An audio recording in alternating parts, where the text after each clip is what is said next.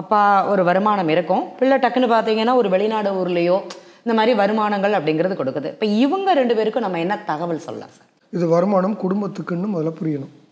இன்றைக்கி என்ன ஆயிருக்குதுன்னா, அவங்கவுங்களும் தனித்தனியாக செக்யூர் பண்ணிக்கிறாங்க.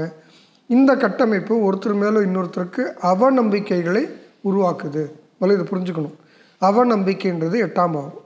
7ஆம் பாவத்துக்கு 8ஆம் பாவம் ஜாதகருடைய வருமானம் அப்படிங்கிற நிகழ்வு இருக்குது. குழந்தைகளோட வருமானம் சரி. இந்த எதிர்பார்ப்புகள், பங்களிப்பு இப்படிங்கிற வார்த்தைகளை முதல்ல தெளிவு பண்ணிக்கணும். வயோதிகம் வரும்போது குழந்தைகளை சார்ந்து வருமானத்தை சார்ந்து இருக்க வேண்டிய நிலை எல்லாருக்கும் இருக்குது.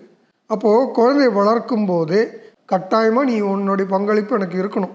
அது நீ 100 ரூபா தரியா, லட்ச ரூபா தரியான்றது 2வது பட்சம். ஆனால் உனக்கு குடும்பத்துக்குன்னு உன்னுடைய பங்களிப்பு இருக்கணுன்ற ப்ராக்டிஸ் கொண்டு வரது ரொம்ப முக்கியம். சரிங்களா? மன அழுத்தம் அப்படிங்கிற ஒரு வார்த்தை இருக்குது. இந்த மன அழுத்தத்தையும் இங்கே புரிய வைக்கிறது ரொம்ப முக்கியம். 5ஆம் பாவத்துக்கு அழுத்தம் தரக்கூடிய விஷயம் என்னென்னா வருமானம். 5லேருந்து 10 எண்ணுனீங்கன்னா 2ஆம் பாவமாக வரும்.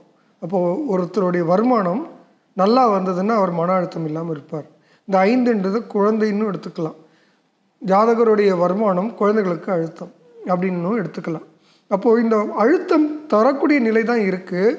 ஆனால் அது அழுத்தம் இல்லாமல் அதை பூ மாதிரி கையாளக்கூடிய தன்மையோடு அதை ஹேண்டில் பண்ணி அதை ஒரு பழக்கத்துக்கு கொண்டு வந்தீங்கன்னா அந்த குடும்ப வாழ்க்கை நல்லாயிருக்கும்.